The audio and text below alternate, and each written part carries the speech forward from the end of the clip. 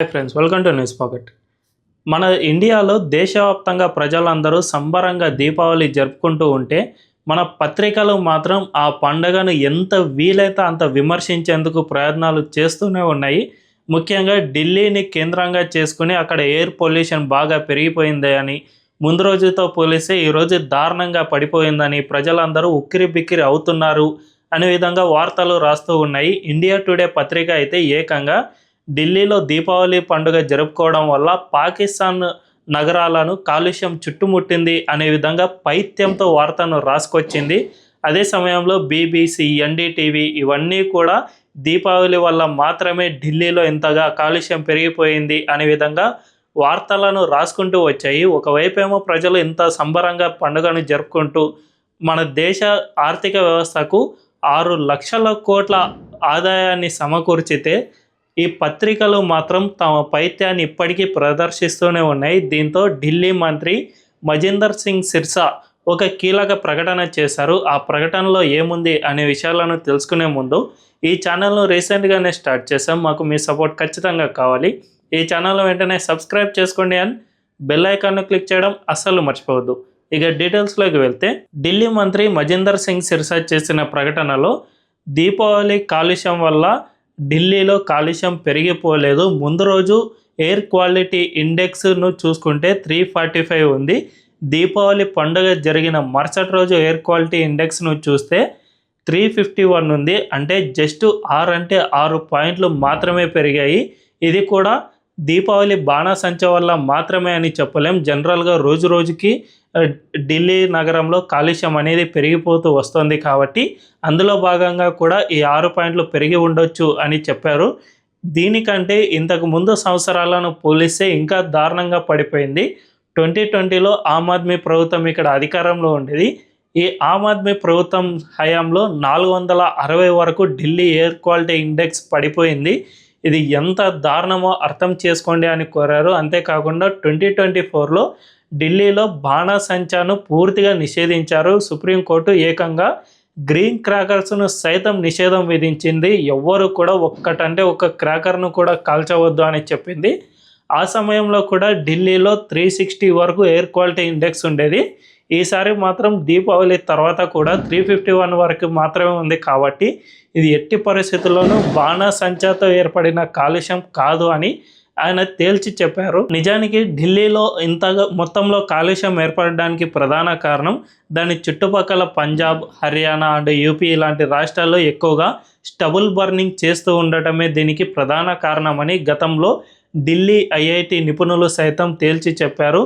అంటే ఈ పంజాబ్లో ఎక్కువగా ఈ వరి గడ్డి ఇలాంటివి తగలబెడుతూ ఉంటారు. పంట చేతికి వచ్చిన వెంటనే ఆ గడ్డి వామి మొత్తాన్ని వాళ్ళు మన దగ్గర ఎలాగైతే పశువులకు దానా వేస్తామో అక్కడ వాళ్ళు అలా వేయరు. దాన్ని మొత్తాన్ని పొలాల్లోనే తగలబెడుతూ ఉంటారు. జనరల్గా వరిగడ్డిని ఎక్కువగా తగలబెడితే పొగ చాలా దట్టంగా వ్యాపిస్తూ ఉంటుంది. సో ఆ విధంగా తగలబెట్టడం వల్ల వచ్చిన పొగ మాత్రమే ఢిల్లీని కమ్మేస్తోంది అని గతంలో ఎంతోమంది నిపుణులు సైతం చెప్పారు. యూపీ అండ్ హర్యానాలో కూడా ఇది కొద్ది మొత్తంలో ఉంటుంది. అంటే ఢిల్లీ సరిహద్దు జిల్లాలో కొద్ది వరకు చేస్తూ ఉంటారు. ఈ విధంగా యూపీలో అయితే ఇప్పటికే దీనిపై చర్యలు తీసుకున్నారు. ఈ గడ్డివామిని ప్రభుత్వమే కొనుక్కుని దాంతో బయోమాస్ తయారు చేయడమో లేదంటే ఇతరత్ర వస్తువులను తయారు చేయడానికో ప్రభుత్వమే కొనుగోలు చేస్తూ వచ్చింది. దీనివల్ల కొద్ది మొత్తంలో తగ్గినా కూడా ఇంకా కొన్ని చోట్ల అయితే ఈ స్టబుల్ బర్నింగ్ ఇన్సిడెంట్స్ అనేవి జరుగుతూ ఉన్నాయి. ఇది ఏకంగా శాటిలైట్ ఇమేజెస్ నుంచే కనిపిస్తుంది. అంటే ఇది ఎంత పెద్ద మొత్తంలో స్టబుల్ బర్నింగ్ జరుగుతుందో మనందరం అర్థం చేసుకోవచ్చు. అయితే దీపావళి కంటే ముందే అక్కడ ఎయిర్ క్వాలిటీ ఇండెక్స్ అనేది దారుణంగా పడిపోయింది. 345 వరకు ఉంది. అంటే 200 దాటితేనే అది చాలా dangerous air quality. So Deepavali ముందు రోజునే ఇంత దారుణంగా పడిపోయినా కూడా మన పత్రికలు మాత్రం మన పండుగపై ఎంత కావాలంటే అంత విమర్శలు చేయడానికి ప్రయత్నం చేస్తూ ఉన్నాయి. మన దీపావళిని పూర్తిగా ఇంటర్నేషనల్గా బద్నాం చేస్తూ ఉన్నాయి. ఇండియా టుడే అయితే ఏకంగా పాకిస్తాన్లో కాలుష్యం ఏర్పడింది మనం దీపావళి చేసుకోవడం వల్ల అనే విధంగా ఆర్టికల్ని రాసింది. అంటే వీళ్ళ పైత్యం ఎంత దారుణంగా ఉందో అర్థం చేసుకోవచ్చు. ఇక బీబీసీ అనేది బ్రిటిషర్లకు సంబంధించిన పత్రిక కాబట్టి ఆ పత్రిక మన దేశాన్ని ఇప్పటికీ థర్డ్ వరల్డ్ కంట్రీగానే చూస్తూ ఉంది. సో మన దేశంపై ఎప్పుడు కావాల్సి వస్తే అప్పుడు విమర్శలు చేస్తూనే ఉంటుంది. ఇప్పుడు సాకు దొరికింది కదా అని మన పండుగపై విమర్శలు చేస్తూ ఉంది. అయితే దీపావళి అనేది మన దేశ ఆర్థిక వ్యవస్థకు చాలా బలాన్ని ఇచ్చే పండుగ. ఈసారి దీపావళి సేల్స్ను కనుక మనం చూసుకుంటే 6 లక్షల కోట్ల వరకు సేల్స్ జరిగినట్లు ప్రభుత్వ గణాంకాలు చెబుతూ ఉన్నాయి. ఇది గత ఏడాదితో పోలిస్తే 4.25 లక్షల కోట్ల వ్యాపారం గతేడాది జరిగింది. ఈసారి అది 6 లక్షల కోట్లకు చేరింది అంటే ఎంత పెద్ద మొత్తంలో వ్యాపారం జరిగిందో అర్థం చేసుకోవచ్చు. రీసెంట్గానే ప్రభుత్వం జిఎస్టీ విషయంలో సడలింపులు చేసింది. అది కూడా ఈ దివాళీ సేల్స్ను పెరగడంలో చాలా ఉపయోగపడిందనే చెప్పుకోవచ్చు. మన దేశానికి 6 లక్షల కోట్ల ఆర్థిక వ్యవస్థ టర్నోవర్ అయిందంటే దీనివల్ల పన్నుల విషయంలో చాలా అంటే చాలా పెద్ద మొత్తంలో ప్రభుత్వానికి డబ్బులు సమకూరుతాయి. ఈ విధంగా ఒకవైపు మనం దేశ ఆర్థిక వ్యవస్థకు చేదోడుగా నిలుస్తూనే మన పండుగలను చేసుకుంటూ ఉన్నాం. ఇంత పెద్ద పండుగను బద్నాం చేస్తూ మనం చివరికి మన పండుగ జరుపుకోవాలా వద్దా అనే సందేహంలో నెట్టివేసేందుకు ఈ పత్రికలన్నీ ప్రయత్నాలు చేస్తూ ఉన్నాయి. శివకాశిలో ఈసారి కూడా గతేడాది 6,000 కోట్ల ఫైర్ క్రాకర్స్ వ్యాపారం జరిగితే ఈసారి అది 1000 కోట్ల వరకు పెరిగి 7,000 కోట్ల వరకు ఫైర్ క్రాకర్స్ అమ్మకాలు జరిగాయి. అంటే ఇది ఎంత పెద్దగా మొత్తంలో జరిగిందో అర్థం చేసుకోవచ్చు. గతంలో చైనా నుంచి వచ్చే ఫైర్ క్రాకర్స్ను మనం ఇంపోర్ట్ చేసుకునే వాళ్ళం. అందుకే 2020 కంటే ముందు ఢిల్లీ ఎయిర్ క్వాలిటీ ఇండెక్స్పై ఏ ఒక్కడు కూడా మాట్లాడలేదు. ఏ ఒక్క పత్రిక కూడా ఈ ఫైర్ క్రాకర్స్పై మాట్లాడను కూడా లేదు. కానీ ఈసారి మాత్రం ఎప్పుడైతే మనం చైనా నుంచి ఫైర్ క్రాకర్స్ను కొనడం మానేసామో, పూర్తి స్వదేశీ నినాదంతో మనం ముందుకు వెళ్తున్నామో, ముఖ్యంగా గల్వాన్ ఘటన తర్వాత మన సైనికులు పెద్ద ఎత్తున ప్రాణాలు కోల్పోయిన సమయంలో మనం ఈ స్వదేశీ ఉద్యమాన్ని మరీ చాలా ఎక్కువగా తీసుకున్నాం. దీనివల్లనే చైనా నుంచి వచ్చే చిన్న చిన్న దిగుమతులను పూర్తిగా నిషేధిస్తూ వచ్చాం.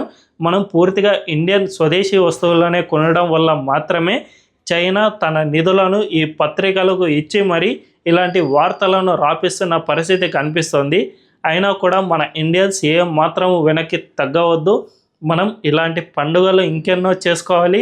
వీళ్ళు ఎంత ఎక్కువగా చెబితే అంత ఎక్కువగా మనం ఫైర్ క్రాకర్స్ను కాల్చుతూనే ఉండాలి. దీనివల్ల మన దేశ ఆర్థిక వ్యవస్థకే లాభం చేకూరుతుంది. తద్వారా చిన్న చిన్న కుటీర పరిశ్రమలు, శివకాశిలో మనం ఒక్కసారి ఇన్స్టాగ్రామ్లో వీడియోస్ చూస్తే చిన్న చిన్న కుటీర పరిశ్రమల్లో వాళ్ళు పని చేసుకుంటూ ఉంటారు. చాలా నిరుపేదలు ఆ పరిశ్రమల్లో పనిచేస్తూ బాణాసంచాను తయారు చేస్తూ ఉంటారు. వాళ్ళ చేతులకు ఈ మెగ్నీషియం ఇలాంటి పౌడర్స్ అంటుకున్నా కూడా వాళ్ళు తమ కుటుంబ పోషణ కోసం మాత్రమే వీటిని తయారు చేస్తూ వస్తూ ఉన్నారు. అండ్ ఇలాంటి వాటికి సరిగ్గా దీపావళి అనేది చాలా పెద్ద పండుగ. మన దేశం మొత్తంలో వ్యాపారం జరుగుతుంది కాబట్టి అలాంటి నిరుపేదలకు చాలా ఎక్కువ డబ్బులు చేకూరుతాయి ఈ సమయంలో. కాబట్టి మనం ఖచ్చితంగా ఇలాంటి ఫైర్ క్రాకర్స్ని ఇంకా ఎక్కువగానే కొనాలి. వచ్చే ఏడాది దీపావళి వచ్చే సమయానికి ఖచ్చితంగా మనం మరిన్ని ఎక్కువ ఫైర్ క్రాకర్స్నే కాల్చాలి అని టార్గెట్గా పెట్టుకుని మరీ ముందుకు వెళ్దాం. ఈ వీడియో కనుక మీకు నచ్చినట్లయితే ఖచ్చితంగా మా ఛానల్ను సబ్స్క్రైబ్ చేసుకోండి అండ్ బెల్ ఐకాన్ క్లిక్ చేయడం అస్సలు మర్చిపోవద్దు. Thank you.